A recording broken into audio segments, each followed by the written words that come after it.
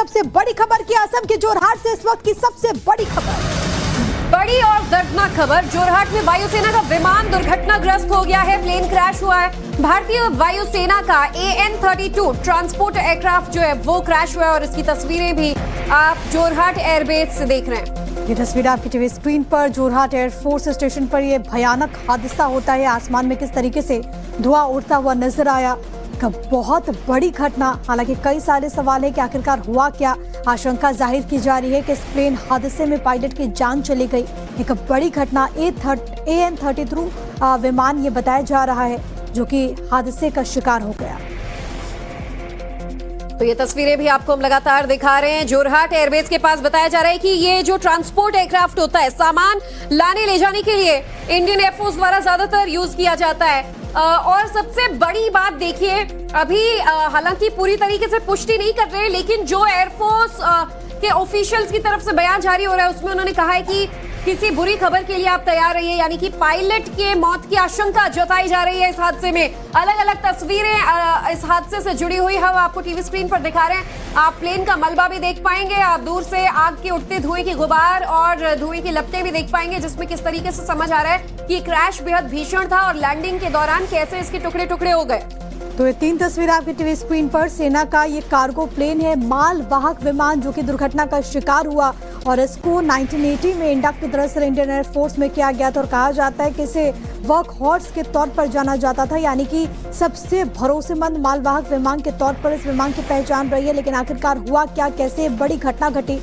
इस विमान की खासियत ये भी है कि किसी भी आप सोचिए किसी भी जो भी टेरेन है वहाँ पर वो लैंडिंग कर सकता है, लेकिन उसी दौरान एक बड़ी घटना का होना, चाहे वो गर्म इलाका हो, पर्वतीय इलाके हो, वहाँ पर इस विमान को चुनौती पेश नहीं होती है। इसी वजह से कई सारे सवाल उठ रहे हैं कि आखिरकार क्या हुआ था उन चंद लम्हों में जब ये विमान दुर्घटना का शिकार हुआ। तस्वीरें हम आपको लगातार दिखा देते, एक बार फिर से बताते कि किस तरीके से पूरा हादसा होता है। तो देखिए, ये जो विमान है AN-32, खासतौर पर ये डिजाइन किया जाता है दुर्गम इलाकों में, जो जंगली इलाके होते हैं या जो पहाड़ी इलाके होते हैं, वहां पर न सिर्फ माल वाहन के लिए, सामान ढोने के लिए, बल्कि सैनिकों को भी एक जगह से दूसरी जगह लाने ले जाने के लिए इसका इस्तेमाल किया जाता है। इसलिए इसे ट्रांसपोर्ट एयरक्राफ्ट माना जाता है। और वो तस्वीरें भी आपको दिखाएंगे जो आप देख पाएंगे प्लेन क्रैश के पास से नजर आ रही है, साइड से। बिल्कुल, ये देखिए, ये यहाँ पर किसी ने कैप्चर किया है। देखिए पूरी जो घटना, यहाँ पर विमान क्रैश होता है और एकदम से यहाँ पर धुएं का गुबार उड़ता हुआ नजर आएगा। दो हिस्सों में पूरी तरीके से विमान हो गए, यानी कि बताते हैं कि कितनी बड़ी घटना रही होगी और इंटेंसिटी किस तरीके की रही होगी कि दो हिस्से, दो टुकड़े हो गए इस पूरे विमान के। सबसे दर्दनाक बात यह है कि अगर ये प्लेन क्रैश ऐसे लैंडिंग के टाइम पे होता है तो इसमें बहुत चांसेस नहीं रहे होंगे पायलट के लिए सुरक्षित यहाँ से निकलने के लिए, और ऐसे में पायलट अगर प्लेन से वक्त रहते नहीं निकल पाए तो इस दर्दनाक हादसे में आशंका जताई जा रही है कि उनकी भी मौत हुई होगी। बहरहाल अभी और भी हम ऑफिशियल कंफर्मेशन का वेट कर रहे हैं, लेकिन इंडियन एयरफोर्स के लिए भी ये दुखद खबर है। और आज देखिए जिस तरीके से प्लेन क्रैश हुआ है, ये हालांकि डबल इंजन विमान बताया जाता है, तो क्या कोई तकनीकी खामी थी, इंजन फेलियर था, या फिर मौसम में कोई किसी तरीके की टर्ब्यूलेंस या गड़बड़ थी जिसकी वजह से हादसा हुआ। बहरहाल इस प्लेन क्रैश से जुड़ी कुछ और इन्फॉर्मेशन देखिए, AN-32 क्रैश हुआ है। AN-32 एक twin engine turbo prop military transport aircraft है जो कि दुर्घटना का शिकार हुआ।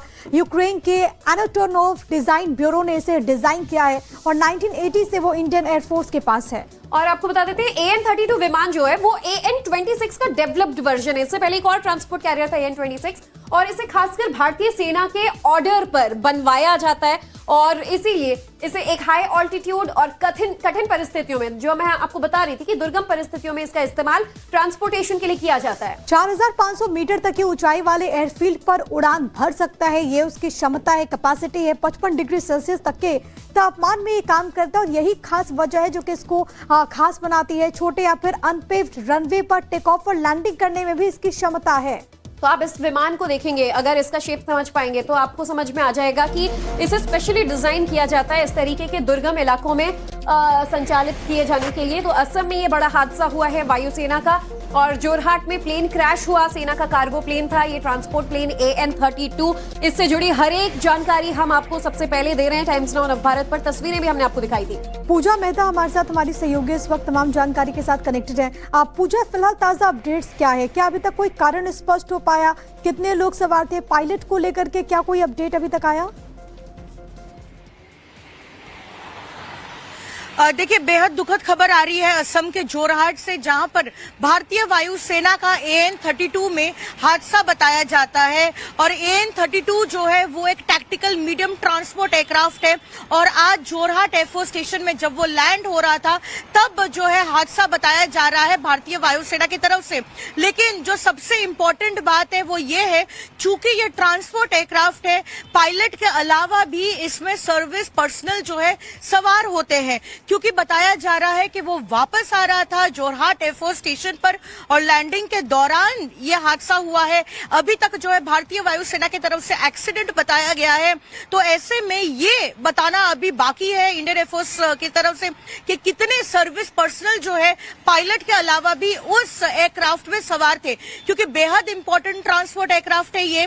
और जिस तरीके से खबर आ रही है कि वहां पर इंडियन एयरफोर्स की रेस्क्यू टीम्स मौके पर पहुंची है जहां पर यह हादसा हुआ है, साथ ही सिविल एडमिनिस्ट्रेशन जो है जोरहाट का वो भी मदद कर रहे हैं एयरफोर्स की, ताकि जितने सर्विस पर्सनल उस एयरक्राफ्ट में सवार थे उनका पता लगाया जा सके, उनको जो है रेस्क्यू किया जा सके। फिलहाल वॉर फुटिंग पर जो है रेस्क्यू ऑपरेशन चलाए जा रहे हैं। बिल्कुल, और 2016 में भी इसका जो AN-32 वर्जन है, बताया जा रहा है कि चेन्नई से पोर्ट ब्लेयर जाते वक्त हादसे का शिकार हुआ था और उसमें 29 लोग सवार थे और 100 से ज्यादा ऐसे विमान भारत ने ऑन डिमांड बनवाए हैं। ऐसे विमान हमारे पास हैं। अब पूजा, AN-32 की जो खासियत है, खासतौर पर इसे दुर्गम इलाकों में, लद्दाख, सियाचिन, नॉर्थ ईस्ट में इस्तेमाल किया जाता है आर्मी की गतिविधियों के लिए, एयरफोर्स के ट्रांसपोर्टेशन के लिए।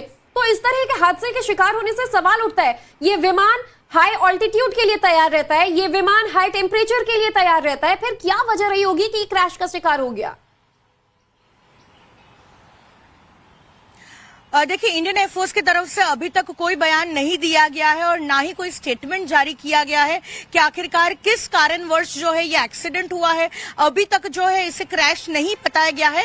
लैंडिंग के दौरान एक्सीडेंट बता रहे हैं इंडियन एयरफोर्स, लेकिन अब से थोड़ी देर बाद जो है एक डिटेल्ड स्टेटमेंट जारी किया जाएगा। लेकिन जैसा आप भी बता रही थी, AN-32 को टैक्टिकल मीडियम ट्रांसपोर्ट एयरक्राफ्ट बताया जाता है।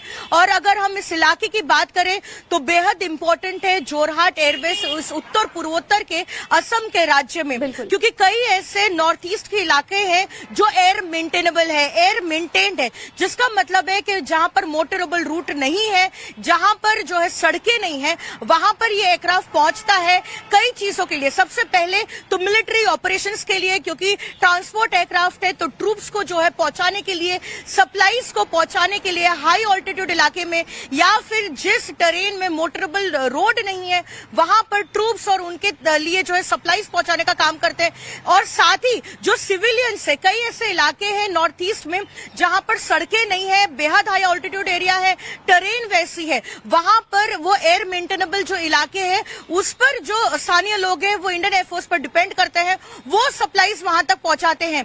ऐसे में AN-32 जो है बेहद इंपॉर्टेंट फ्लीट है भारतीय वायुसेना के लिए। और खास तौर पर अगर बात करें जोरहाट एयरबेस की तो वो बेहद इंपॉर्टेंट साबित होता है इस पूरे रीजन में। बिल्कुल, और जोरहाट एयरबेस पर एक बड़ी घटना का होना, कई सारे सवाल क्योंकि लगातार बने हुए हैं। अब जांच के बाद ही तमाम चीजें क्लियर हो पाएगी। दूसरा ये भी है पूजा कि वहां पर जो पायलट्स होते हैं जो किस तरीके से उड़ान भरते हैं, अब वस्तु स्थिति से वो तो मतलब उनको तो मालूम होता है कि कैसे वहां पर हालात है, वो बाकायदा ट्रेंड होते हैं। फिर हादसा हो जाना, उसके बाद भी सवाल उठेंगे कि आखिरकार इतनी बड़ी घटना हो कैसे गई।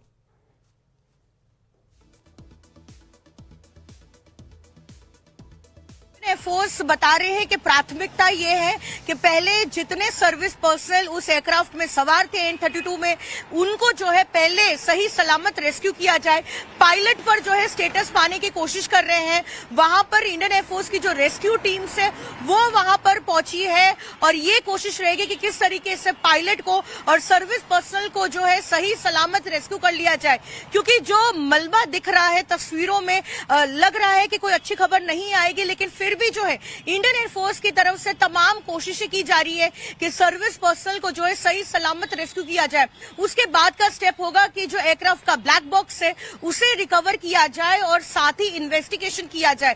जब पूरी तरीके से इन्वेस्टिगेशन हो जाएगा तब पता लगेगा कि आखिरकार किस वजह से जो है ये एक्सीडेंट हुआ है, क्या कोई तकनीकी खराबी थी एयरक्राफ्ट में या फिर कौन से कारणवश जो है ये एक्सीडेंट हुआ है, वो जांच के दौरान बता पाएंगी इंडियन एयरफोर्स। और ब्लैक बॉक्स की फिलहाल तलाशी भी ली जा रही है जिसके जरिए ये जानकारी मिल पाएगी कि आखिर वक्त में हुआ क्या था। लेकिन पूजा, ये विमान काफी दशकों से इंडिया में ऑपरेट किया जाता है, इसे इंडियन एयरफोर्स अपनी जरूरतों के हिसाब से डिजाइन करवाता है और इसे हम जो है क्यों एक वर्क हॉर्स कहते हैं, क्योंकि जिस तरीके से न सिर्फ सैनिकों को बल्कि रसद सामग्री से लेकर हथियारों को लाने जाने में इसका इस्तेमाल पिछले 40 सालों से किया जा रहा था, उसकी वजह से इसकी बहुत ज्यादा अहमियत इंडियन एयरफोर्स में रहती है। पूजा, बने रहिएगा हमारे साथ। इस वक्त डिफेंस एक्सपर्ट प्रफुल्ल बख्शी भी जुड़ चुके हैं। बख्शी सर, AN-32 का क्रैश होना, इसे किस तरीके से आप देखते हैं? चूंकि इसे डिजाइन ही इन परिस्थितियों के लिए किया गया है कि ये हर चुनौती का सामना करती है और इसमें जिस तरीके से टेरेंस में, नॉर्थ ईस्ट में, सियाचिन में, लद्दाख में इस्तेमाल हुआ है, ऐसे में जोरहाट के पास हादसे की आप क्या आकलन कर रहे हैं कि वजह क्या हो सकती है? Thank you. मेरी आवाज आ रही है? बिल्कुल आ रही है सर, बोलिए। ये बड़ी दुखद घटना है। AN-32 एक बहुत ही उम्दा जहाज है। जी, एक मिनट सर, आप लाइए ना, आप लाइए, कोई दिक्कत नहीं, आप आ जाइए। AN-32 एक बहुत उम्दा जहाज है, बहुत ही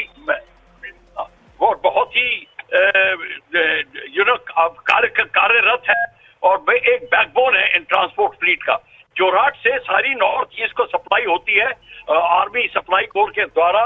पूरी आर्म फोर्सेस को रसद पहुंचाना, पेट्रोल पहुंचाना, ईंधन पहुंचाना, खाना, मेडिसिन, इवैक्यूएशन, सारा काम ये AN-32 करता है अपने और जहाजों के साथ। पर ये जो घटना हुई है, अब इसका जब तक पूरा ब्यौरा नहीं मिलेगा आपसे कि कहाँ पे एयरक्राफ्ट गिरा है, शॉर्ट ऑफ द रनवे या रनवे पे टच डाउन करने के बाद फिर मैं आपको बता पाऊंगा। लेकिन सर ये सिंगल इंजन विमान तो था नहीं, डबल इंजन प्रोपेलर्स हैं, तो ऐसे में आप टेक्निकल फेलियर मान सकते हैं इसे? नहीं, कोई टेक्निकल फेलियर की बात नहीं है। ये कई चीजें और हो सकती हैं। पायलट एरर भी होता है या इसमें अगर रनवे पे क्लियर डे के ऊपर अगर वो रनवे पे टच डाउन नहीं कर पाया तो और कई रीजन हो सकते हैं। कोई फ्लाइंग में कोई प्रॉब्लम हुई हो, कोई कंट्रोल में प्रॉब्लम हुई हो, ये सारी की सारी चीजें इंक्वायरी के बाद ही पता चलेंगी। जब तक आप इंक्वायरी नहीं करेंगे। और सर, बड़ी खबर ये भी है कि इंडियन एयरफोर्स की तरफ से कोर्ट ऑफ इंक्वायरी की बात कह दी गई है। इंडियन एयरफोर्स ने जो पोस्ट किया है वो आपकी टीवी स्क्रीन पर है। इस पोस्ट में ये जानकारी दी गई है कि एक दुखद घटना घटी है, साथ ही साथ कोर्ट ऑफ इंक्वायरी की बात कह दी गई है। कोर्ट ऑफ इंक्वायरी के लिए कॉन्स्टिट्यूटेड कर दिया गया है, साथ ही साथ क्या कारण रहा इसको लेकर के जांच की जाएगी। लेकिन प्रफुल्ल सर, सवाल यही है, क्योंकि आपने पायलट एरर की बात की, ऐसी तो परिस्थितियों के लिए पायलट भी वेल ट्रेन्ड रहते हैं, फिर ये कितना कहना आसान होगा कि वहां पर कुछ ऐसी भूल हो सकती है। दूसरा ये कि जो टेरन है, क्या वो भी एक कारण हो सकता है? हालांकि इस विमान को डिजाइन ही इसलिए किया गया है कि वो ऐसे जगहों पर, चाहे वो कच्चे पक्के रास्ते हो, वहां पर लैंडिंग इजिली हो सके। देखिए, ऐसा है, जोरहाट में मैंने फ्लाइंग करी हुई है। जोरहाट रनवे कोई मुश्किल रनवे जगह है ही नहीं, ऐसी ट्रिकी रनवे नहीं है कि यहाँ पे कोई प्रॉब्लम आ सकती है। क्या प्रॉब्लम आ सकती है? देखिए, sudden gust of wind shear हो सकता है, कई चीजें होती हैं, इंजन फेलियर हो सकता है, वो फायर इन द एयर हो सकता है। अब जहाज में आग लग गई, आपको पता तो है नहीं, क्योंकि अभी कोई आंकड़े नहीं आए हैं क्या हुआ है, इसीलिए सब हम कंजेक्चर, तुक्काबाजी कर रहे हैं। बस हम उम्मीद यही कर रहे हैं सर, आप सही कह रहे हैं जो आंकलन है। अब इसमें ज्यादा क्रू ना मौजूद रहा हो, नुकसान जो है वो कम से कम हो, कम से कम हमारे सैनिकों का, जवानों का। हमसे बातचीत करने के लिए बख्शी सर, शुक्रिया आपका।